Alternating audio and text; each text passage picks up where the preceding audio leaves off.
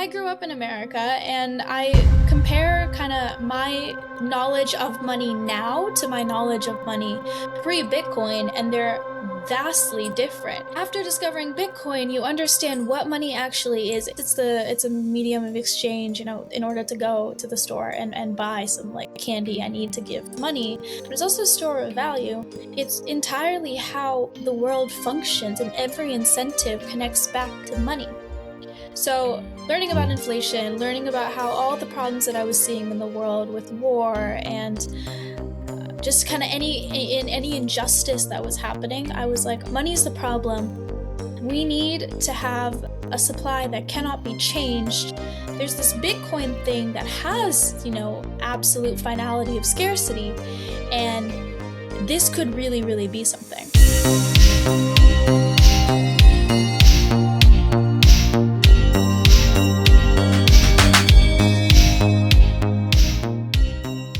Hello guys, welcome once again to another episode of BitCorner Podcast. Today we have an exciting episode, and something happened during the past few weeks, and I swear I didn't plan this, but we have had we had three different generations with today counting of people that are involved into Bitcoin. First we have Bob Burnett from BTC, from Bitcoin Boomers, so he's a boomer, and we had his experience on Bitcoin. Then we had someone that Nikki don't want to know who it is, but it's a millennial like me. And so we have also the perspective of this person about Bitcoin. And then, as I mentioned already, we have Nikki, that she's from Gen Z. She has her own show. She's also a podcaster. And besides that, the three of us are podcasters. So it's quite interesting. So we will have a great conversation. And yeah, I don't want to take more time. Nikki, welcome to the show. Thank you for having me, Juan. I'm very excited to be here. Thanks to you. I always like to start the podcast probably as the same way as you and other Bitcoiners. So if you can share a little bit about yourself, and then we will talk about your Bitcoin rabbit hole journey. Yeah, sweet. Okay, so just about me then. So I'm 20, and I am based out here in Australia, currently in college for computer science. And cool. I come from a Bitcoin family, so we can get more into the journey later on. But long story short, that's how I got orange pilled. And then I run my own kind of Bitcoin podcast. It's Bitcoin and AI focused, but it's for teaching those two things to Gen Z. And I do kind of the same thing as you, where, I bring on people, have conversations with them, make little short, like solo explainer videos for a younger audience, things like that. Yeah, that's a little bit about me. Okay, cool. That's awesome. I didn't know that you also focus on AI. Okay, we're going to talk about that. It's a new development. Yeah. Actually, that's a topic that I want to discuss with you. Well, in a moment, we'll talk about this. But you come from a Bitcoin family. That's quite interesting. You know that when people interview me or I interview other people and we exchange this kind of topics, normally the way is that the Bitcoiner start orange pilling their families. But it's quite unique that your family are Bitcoiners. So that also happened to me, and it's really rare because my dad is a Bitcoiner, my sister is a Bitcoiner, my mom, honestly, no, but it's okay, and myself. So what about you? What is your story? It's almost pretty much the same as you, actually. So it all started with my dad. He got into Bitcoin a little bit in 2017. I think my parents had some conversations about it back then. But he really got into Bitcoin in 2024 when the presidential election was going on and Donald Trump spoke at the conference in Nashville. So he was like kind of interested in this, and he was like, let me go study it. So then he got interested, and my mom got interested with him. And since probably the end of 2024, my parents have been trying to get me and my younger brother, he's about 17 years old, they've been trying to get us orange pilled, and it had not worked until about, I want to say mid last year, probably August of last year. And that's when I started the podcast as well. So I've kind of, to set some context here a little bit, I've come from a family that values financial literacy. And so my parents have always made a big thing about like teaching us to be financially literate and making sure that my brother and I know about money and good money habits. But I didn't really care too much until I moved out to college, I moved out to Australia for college, which was in February of 2024. like a year had gone by and I was noticing that it had gotten really hard for me to budget properly and save to like travel the country and do the things that I wanted to do while also keeping up with the, rising costs of my grocery bill, of my rent, which had gone up twice already by the end of 2024. Now we're sitting in, the beginning of, or like March 26th, and it's gone up about 3 times. And each time it goes up by like $120 a month, $1 billion a month, which is quite a lot. It was that kind of pushed me towards learning about money.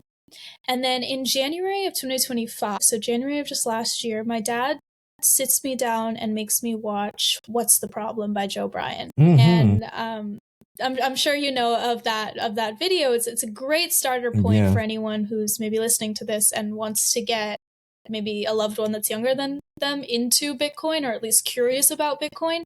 It's got these Pixar animated characters, and it explains the difference between two civilizations. One runs on a fiat currency, and the other one runs on a sound money. Fiatello and Satoshi are the leaders, respectively. Satoshi.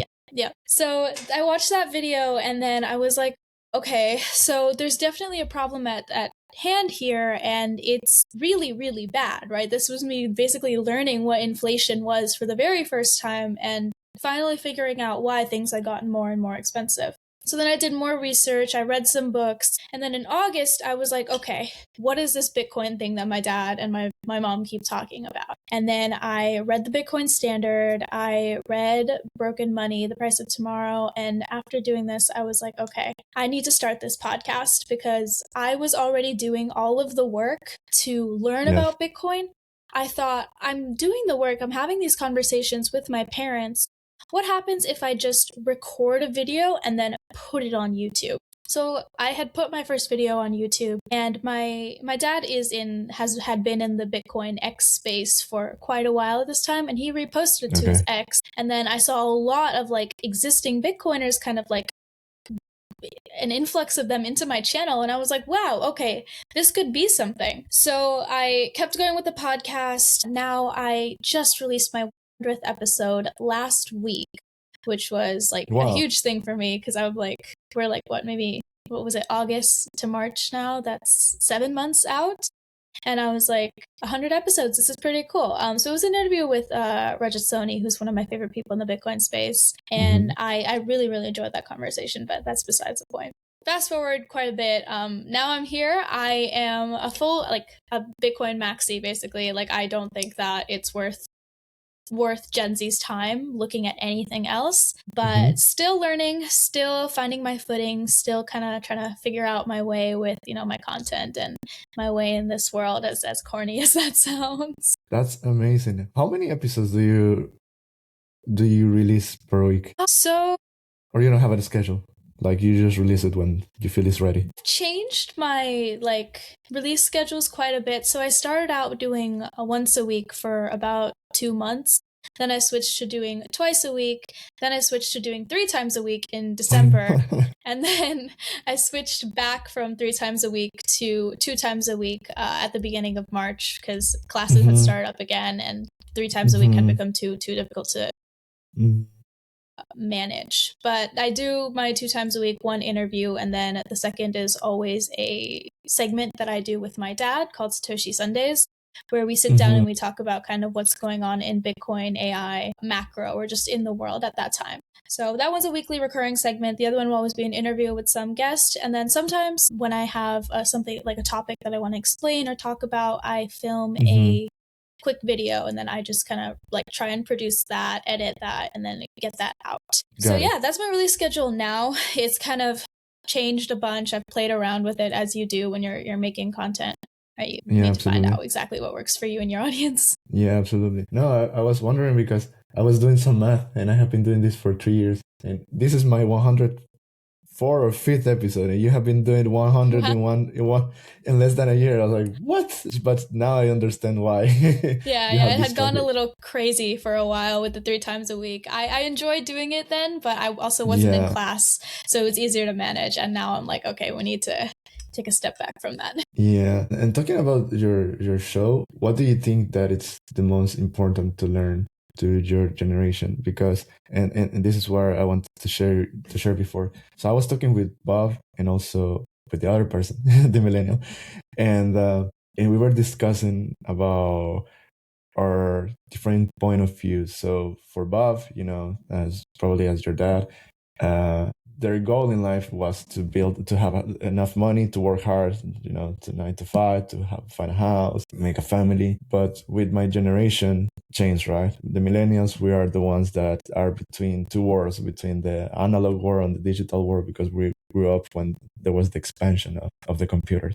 So, and we realized while we were growing that probably the path that our parents had was not the most effective one to have. And one of the reasons is because the money is broken. So even if we try that hard, because of inflation, because how the system works, we cannot do that. It will be more struggling, right? So, and also because the technology evolved, now we have the opportunity to be entrepreneurs, autonomous, so we can do it our own thing. So, but what is the perspective of a Gen Z? So I think Gen Z is growing up in a very different time to what we've seen before. And I think this can be said about pretty much any generation, but the fact of the matter is, like, things are really, really hard for us still. And we are graduating college or high school and trying to find work in an economy that is being dominated by AI so quickly. We're losing career prospects like at a rate that we've never seen before. And quite frankly, we have not caught up yet.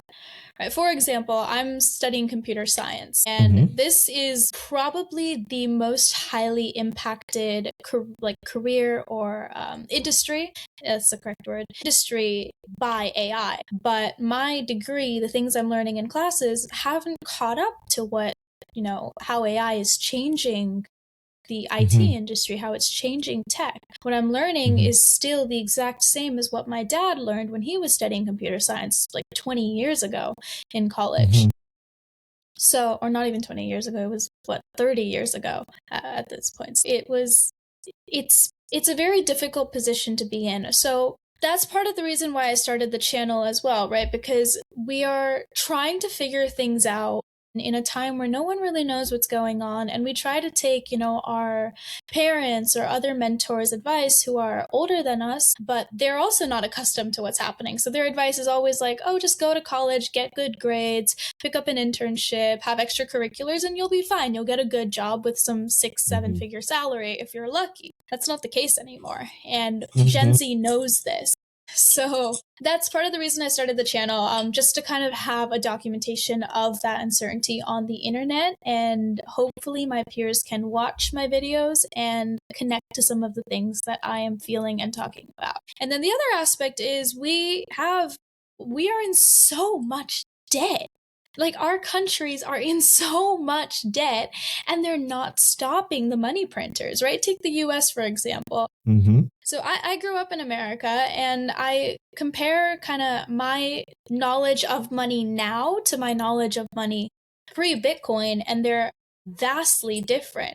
Before, discovering Bitcoin, before discovering what the problem was, I didn't care about money. They weren't talking about it in schools. None of my friends were talking about it. I was like, oh yeah, this is like some abstract thing. I know you need money to like buy stuff. You need that to live. And that's it. After discovering Bitcoin, you understand what money actually is. Yes, it's a medium of exchange, in order to go to the store and buy some like candy, I need to give money, but it's also a store of value.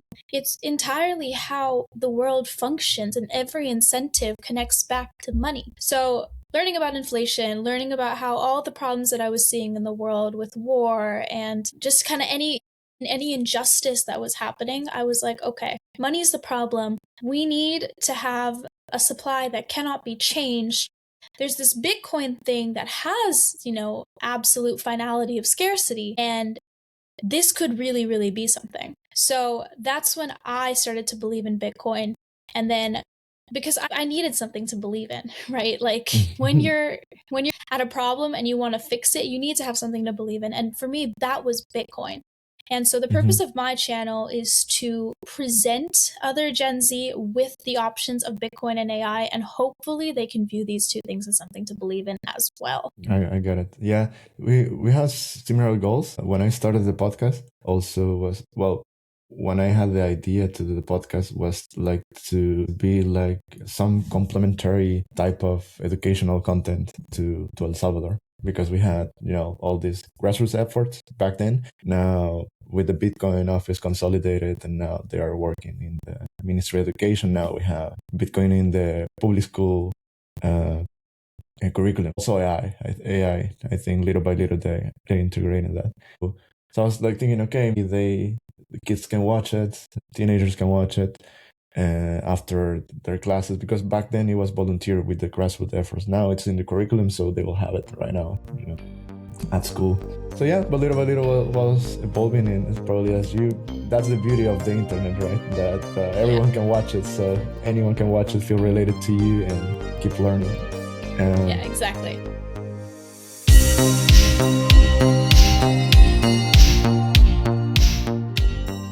Cuando dejas tus activos digitales en un exchange o en custodia de alguien más, te expones a riesgos de terceros no deseados. A diferencia del sistema bancario tradicional, Bitcoin te permite tomar el control total de tus fondos utilizando tus propias claves privadas. Esto te permite ser soberano y esencialmente tu propio banco. Al tomar el control de tus Bitcoins, puedes evitar riesgos innecesarios de terceros. Almacenar tus Bitcoin en custodia de terceros como los exchanges puede exponerte a ataques de actores malintencionados, gobiernos o estafadores que lo único que quieren es apoderarse de tu dinero. Las billeteras de hardware aumentan la seguridad de tu billetera porque tus claves privadas se almacenan en un dispositivo especializado que no está siempre conectado al internet. Como te he dicho antes, mantener tus claves almacenadas en un dispositivo en línea puede exponerte a factores adicionales de ataque, por lo que se recomienda usar una billetera de hardware al almacenar grandes cantidades de Bitcoin durante largos periodos de tiempo. Jade es una billetera de hardware no custodial para Bitcoins y Liquid que ofrece opciones de firma simple y firmas múltiples. Yo personalmente lo utilizo para almacenar mis Bitcoins, ya que me siento mucho más seguro manteniendo mis Bitcoins en una billetera fría que en una almacenada, por ejemplo, en mi teléfono. Si estás pensando en adquirir uno para ti, no olvides utilizar el código de descuento de nuestro show, BitCorner Podcast. De esta forma estarás apoyando directamente el show y además obtendrás un 10% de descuento para la compra de tu billetera fría. So, but the question that I want to ask is like, how do you think that more people, let's say Gen Z, but also it applies to even to my generation, can be more aware about what it's money, in the sense that, because you said like before Bitcoin, you didn't even care about Bitcoin, but I don't know what happened with your friends, like how we can make them aware, because it's not that you just need to learn more. No, it's like you actually need to learn more in order to improve and to help yourself. Yeah, so this is a great question because it's a fact that most people don't really know exactly what money is.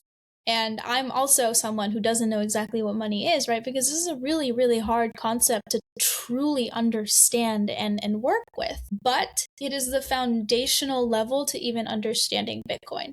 So you asked about my friends. When I have conversations with my friends that revolve around my content or why I believe some of the things that I believe, I always start by asking them, what is money to you? And they'll always say money is they'll say something like it's how I buy things, or it's how I get compensated for my time at my job.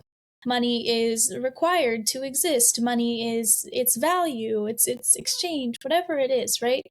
Money always means something to somebody. And it's really important for them to be able to put that into words and get a good understanding of how they view money before they go on to realize what the actual problem is with the current money that we have, and also how other people might view money in a manner that's very different to them. One of the first ever books that I read about finances and money is The Psychology of Money by Morgan Housel. And that is a great, great book. I think if I hadn't started out with that book when I was 16 years old or 17 years old, I would not have been interested in Bitcoin at all today. And this is just because I needed to learn that the way that I viewed money, the things that I believed, were not the same as what everyone else believes. And that is part of the reason why a lot of the problems that we see in the world today stem from the fact that we have a broken money, if that makes sense. Yeah. No, yeah, absolutely. And also, I think it's the same thing with with AI, I want to ask you about this, because I think one thing that our generations, millennials and Gen Z, have in common is that we're pivoting into something new. So, as I told you, we were the generation that pivoted between the analog to the digital one. But you also are in the same way with money and technology, in the sense of Bitcoin and AI, right? So if you can give us a little bit of your perspective, how AI can be impactful in the next year, or why you are interested in this? Because some people also think that maybe it's just like something streaming, but then it will blow up and it will be gone, right? But also that's the perspective of new technologies in general. Yeah, absolutely. And that's part of the reason that I am interested in AI, right? It's now we are at the point where if you are not interested in AI, you live under a rock. Like, you're ignoring you are ignoring the most important development that is happening in the world right now. It is impossible to ignore AI. I remember back in 2023, that was the first time I ever used ChatGPT, and this was just around the time that it had launched and started gaining popularity as well. And I used it to help me write a short story that I was submitting for kind of just like a leisurely like newsletter thing that had been going on in my area, in my like high school at the time, and it was awful. I mean, I'm talking like, you could hand me the computer at like 3 a.m. after I've had no sleep for 2 days, and I would write something that was like a million times better than what ChatGPT had produced and given back to me. And so I was like, this thing kind of sucks. Didn't really care about it for like the rest of 2023.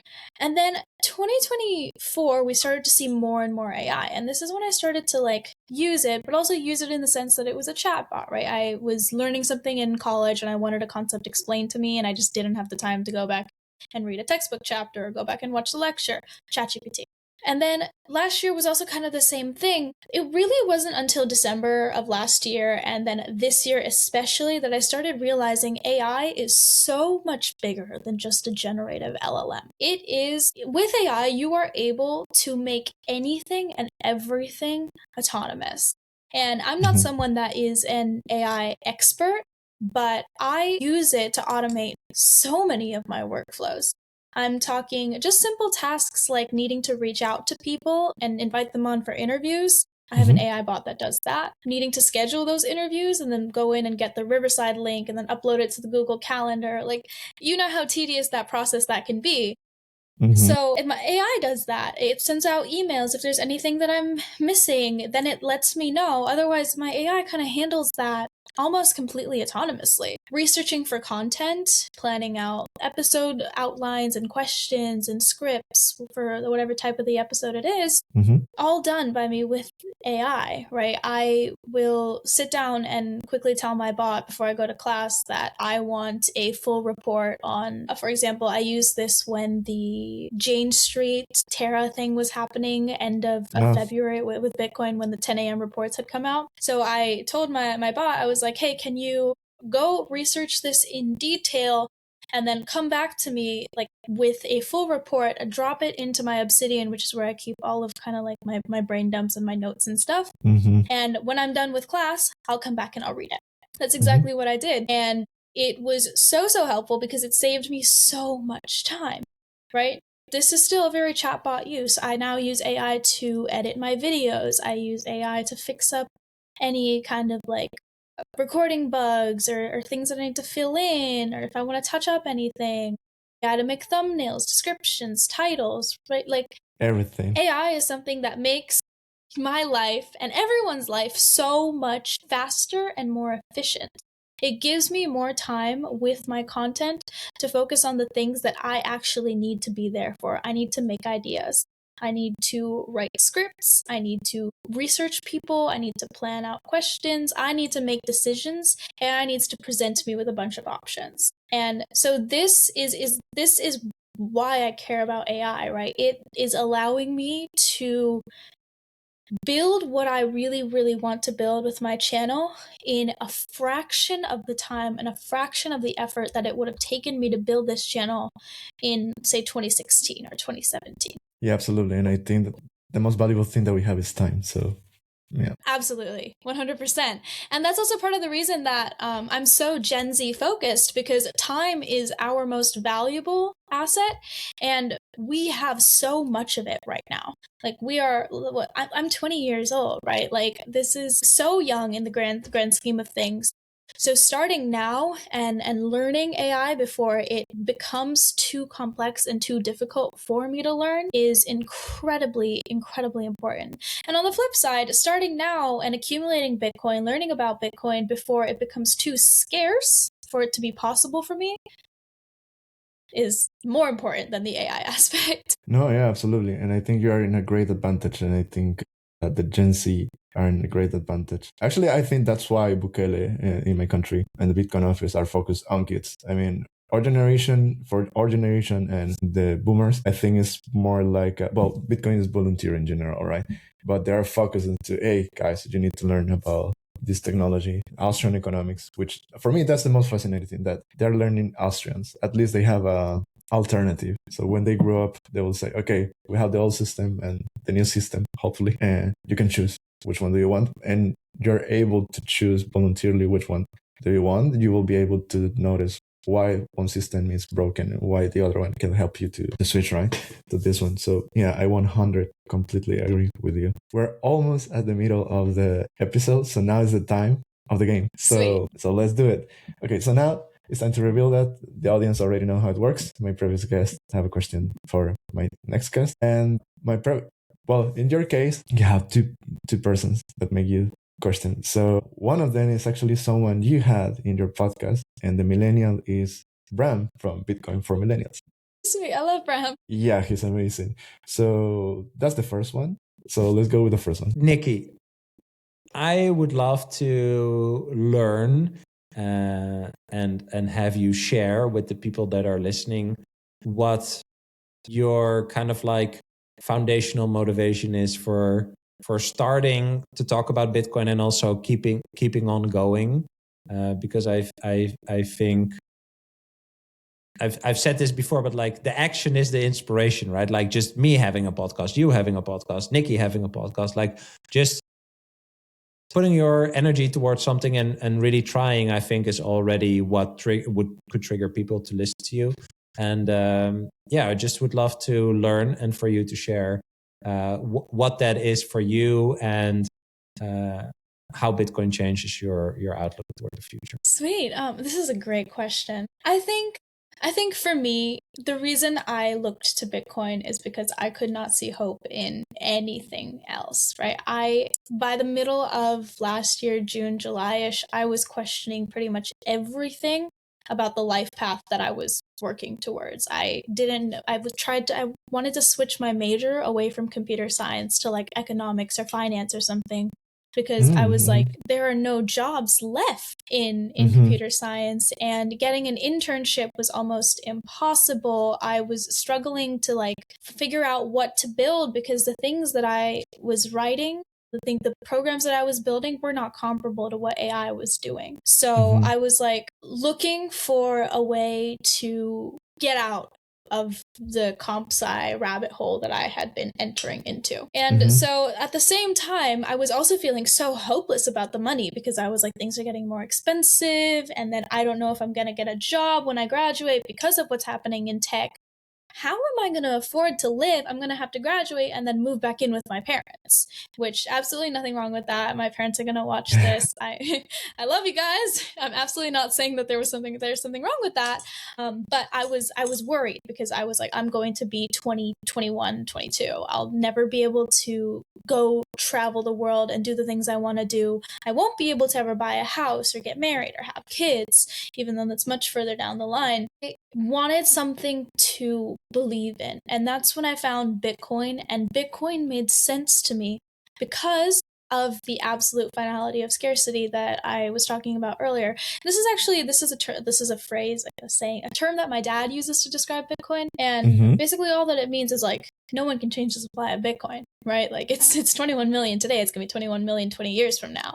And that's that pretty much. So for me, this made so much sense, and I was like, there goes the problem of inflation. Then I learned about how Bitcoin is a deflationary asset, and I was like, okay, sweet. I see this as something I can use to protect my wealth for myself in 20 years maybe, or even in 10 years if I want to buy a house, 20 years, 50 years when I want to retire, or even like 200 years down the line when it's like just my children's onwards living, and they're like, this is generational wealth for us. So I was like, okay, people need to know about this because Bitcoin gets a bad rep of being just like a tech bro, crypto bro kind of like scam thing that no one really believes in on one side. And on the other side, we have Gen Z that feel like, oh, we've completely missed the mark with Bitcoin because like it's done its big moon and now it's over.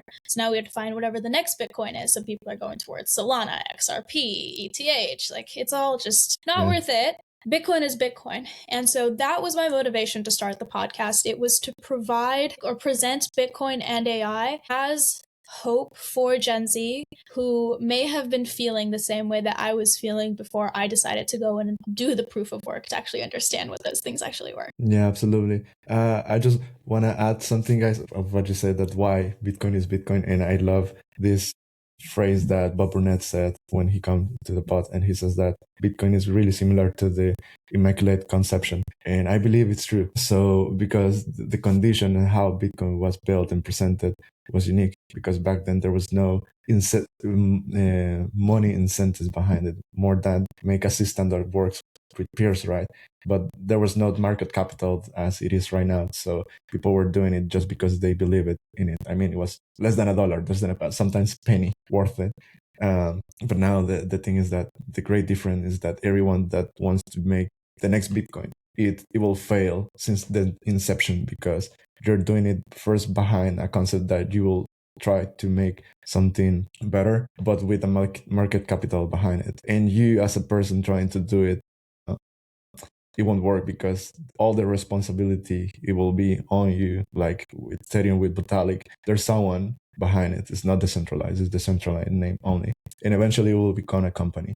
So that's the big difference on it. So yeah, I agree with you. Yeah, exactly. That's a great way to put it. Yeah. When Bob told me about this, I was like, yeah, actually, you're so right. And I want to ask you, I want to put the next question, but first I will ask you about this, because otherwise I will forget, is that with the things that you have learned about Bitcoin and about money, what do you think is the hardest thing that you needed to change in your belief system? And I'm not talking in the monetary value, probably in how you see life, let's say. Time preference. This is an easy one. Like when I started learning about Bitcoin, I was 19 years old.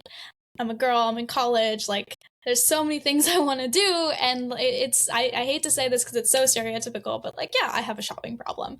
All my friends have a shopping problem. We spend so much of our day scrolling on TikTok and seeing all of these micro trends, and we're like, I need to get that skirt, I need to get this lip gloss and these shoes and all of these things that we're just fed as trending. And this is something that I needed to change, and honestly I'm still working on changing, because low time preference is hard to adopt, right? It's so difficult to sit with yourself, or not even sit with yourself, when you're going to buy something, stop yourself and ask, do I really need this?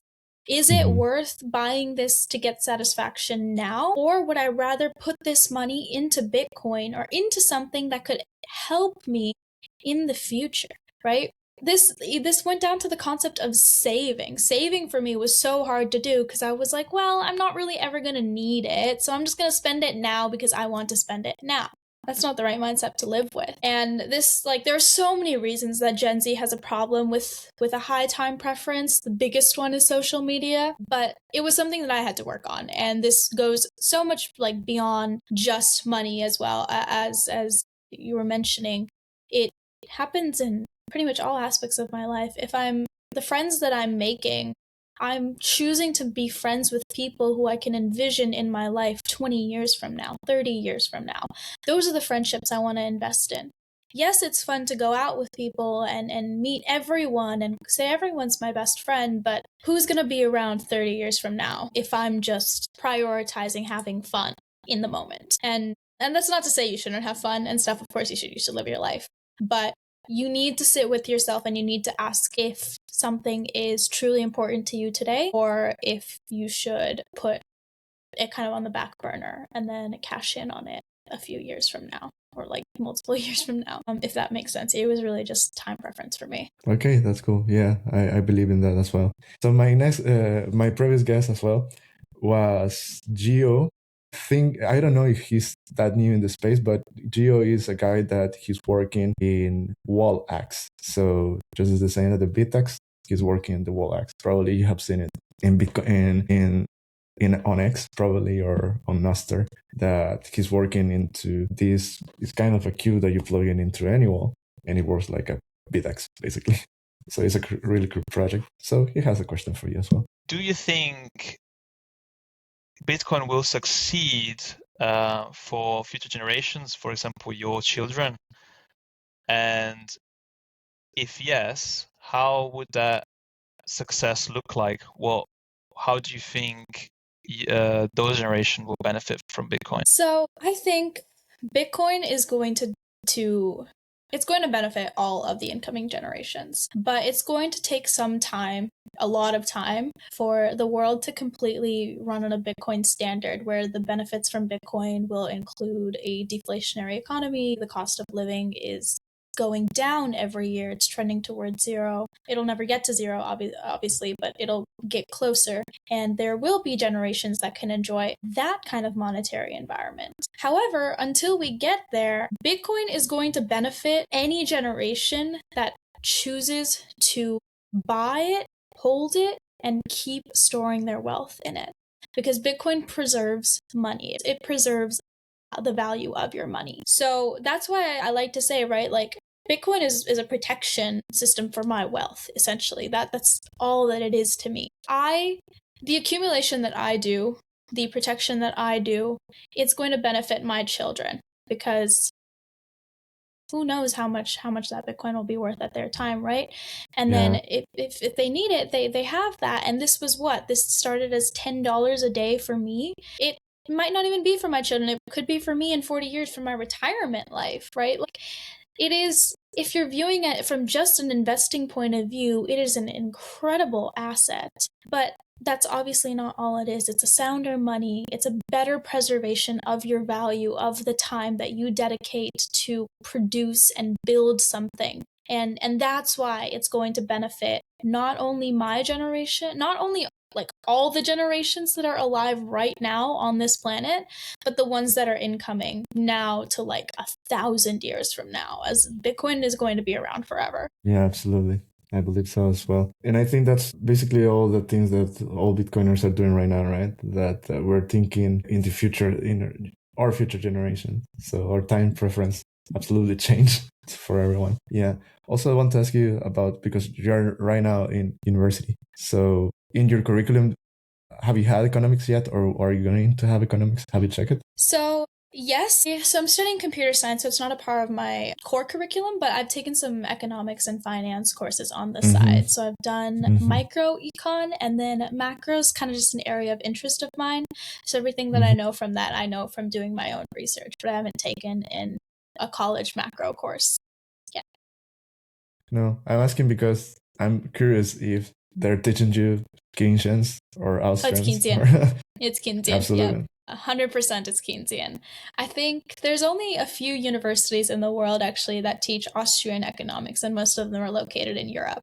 Yeah, probably yes. And yeah, I'm just asking you because it's fascinating that, well, not fascinating, probably it's not the right word, but it's surprising that they just teach Keynesians and not Austrians. Yeah. And normally in the curriculum, sometimes when they teach about it, they just mention like, hey, there's other types of economics like Austrians, but if you want to learn more about it, just check it by yourself.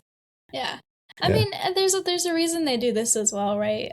The university's job, the university's incentive is to essentially take in a bunch of kids, condition them to believe the same thing, and push them out into the world so that the government can still be doing the things they're doing, right? Nobody is questioning inflation, because when you go and you sit down in an economics class, your professor is telling you that a healthy 2 to 3% is good to keep the economy circulating. In what world is any inflation good inflation? So it again, it really is all about incentives. And Bitcoin is what taught me to kind of think this way. So obviously if they started teaching Bitcoin in university, if they started discussing it, they would lose all the power that they had in terms of conditioning the young mind. Not to be, too radical on this podcast. No, but it's okay. No, and it's true. And actually, 3% sometimes that's not even true, because I was talking this with Larry Leopard, and the way he explained me how many things that they don't take into account when they do the calculation of the inflation. So probably we are around 10, or probably even more. Yeah, absolutely. When I discovered as well, because it was my dad who told me that countries, when they report the inflation metric, they're changing things. Mm-hmm. They're kind of looking like relative. So he was giving me the example of like chicken and pork. So if the price of chicken went up by 10%, but pork went up by 3%, they just be like, okay, take pork, and be like, price of meat went up 3%. That's not right. No, absolutely, it's not right at all. Yeah. So yeah, no, it's just incredible about this, and I'm just thinking that probably there's always new listeners to your podcast, Bryan podcast, my podcast. So if they're listening this podcast for the first time, why do you think they should learn these topics? And in your specific case, I'm gonna add Bitcoin, but also AI. Yeah. So this is kind of general to anyone and everyone. I'll start with AI because this one's easier to answer. Okay. AI is everywhere right now. You use AI in your daily life, whether you know it or not. If you're on Instagram or TikTok or YouTube, you're using AI in the form of what's recommended to you on your algorithm. If you go to visit even the doctor's office, doctors are using AI to take notes. AI is being used in scans. It's being used to diagnose. Like, AI is everywhere around you if you are on the internet. Ignoring it now would be a monumental mistake. And I'm not saying you need to go and learn and deploy like B2B SaaS vibe coded ChatGPT wrapper stuff. Prompt you don't engineering. need to do that. Yeah. You don't need to be a prompt engineer, right? If you want to be one, you totally can be one. You don't have to learn this stuff, but what you do need to do is pay attention to AI. Stop being opposed to it. And I understand the reasons why you might be opposed to AI, right? There's narratives around the loss of critical thinking for humans, narratives around the energy consumption. And I understand all of this, but the fact of the matter is AI is here to stay. And now ignoring it, albeit might be better for like the greater good of humanity and everything, it is going to be detrimental to you. You need to stay up to date with what is happening. Otherwise, the world is going to leave you behind, especially if you're Gen Z. We can't afford to be left behind by the world. Like, we haven't even made it yet. So moving on to Bitcoin. Bitcoin is scarcity in a world of AI abundance, if that makes sense. AI makes everything harder to verify, harder to trust. Things could be fake, things could be real. We genuinely have no way of discerning what is real and fake when it's made by AI with ease, because we can't trust everything. What you can trust is the scarcity of Bitcoin. And yes, we have this this saying in the community of don't trust, verify. So I'm not saying trust Bitcoin, I'm saying trust in the scarcity, because it is a fixed fact that there are 21 million, and that is never going to change. If you use Bitcoin to protect your wealth in a world where AI is making it easier to make money, your wealth is going to go so much farther if it's in Bitcoin as opposed to if it's in the US dollar or the Aussie dollar or something like that. So now it's about weighing out your options and being like, okay, I need to put my money somewhere. Where is it going to be the best for me 40 years down the line? Bitcoin is your answer. Yeah, absolutely. Nikki, we're going to start wrap it up. I just have 2 more questions for you. And one, I just remind that someone made it for me one time, and it's a hypothetical question, but I think it's a good question, and I'm looking for it because I want to know your opinion about this. It's totally hypothetical. I found it. So because it's a good one, so I want to know your opinion on this. So let's say that one day you're sitting in a coffee shop by yourself, and someone comes and sits next to you and says, "I'm Satoshi Nakamoto. So this is my real identity, and here's an envelope with all my private keys." Will you, now knowing that the real name of Satoshi and having access to the private keys, will you tell to the world or anybody about this meeting and who Satoshi was? And will you use the keys? Absolutely not. No way. And I think the reason for this is because, number one, I think the debate of who Satoshi Nakamoto is one of the most fun things that we have going on in the Bitcoin space, so I wouldn't want to take that away from the world.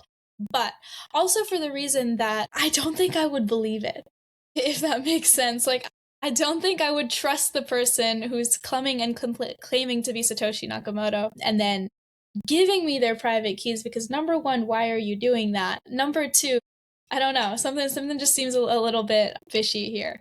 Also, it's just I don't even know how to answer this. I just know that like my gut instinct is like, no, I would not use those private keys. I'd probably just end up leaving them because that Bitcoin is already like gone, right? Yeah. So it's like it's sitting in whatever that wallet is. So it's kind of like, let's just leave it there. Let's not mess with the natural state of things. But you know that there's currently a debate on quantum, right? That eventually, because of quantum trust, there's this question that what will we do with the Bitcoin of Satoshi?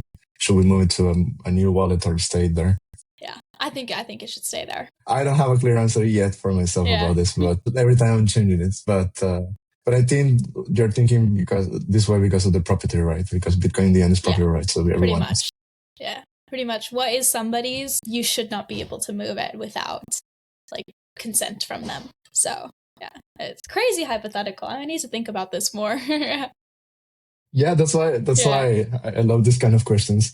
Yeah. For me, I think it's gonna be a regular question because more often I'm asking about it because I'm just literally curious about it's a great situation. Absolutely. Yeah. All right. I just have one more question for you, Nikki.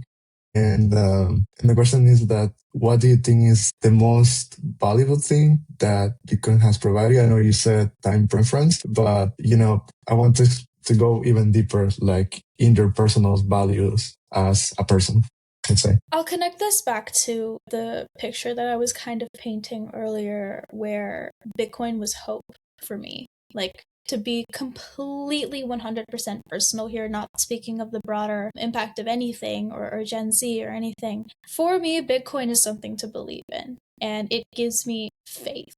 And faith is really, really important for people to have. I'm of the belief that if you don't have faith in something, you don't have anything that holds you accountable. And it doesn't have to be a particular religion or a particular kind of belief system. Like, it could be just that I see this really, really incredible form of money, of value protection, and I have faith that this is going to work.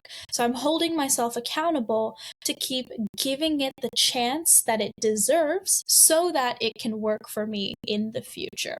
What does that accountability look like for me? It looks like DCA. It looks like cutting back on my, like spending for the now addiction and saying, instead of going and getting a coffee today, that money's going to go into Bitcoin. Bitcoin has now become it has become the most important thing in my life because it's how I keep myself accountable to actually practicing what I preach and adhering to the values that I want to adhere to. Okay, perfect. Yeah, I 100% completely agree with you. So yeah, Nikki, thank you for your time. Thank you for being on the podcast. It was fun. I hope you had fun as well.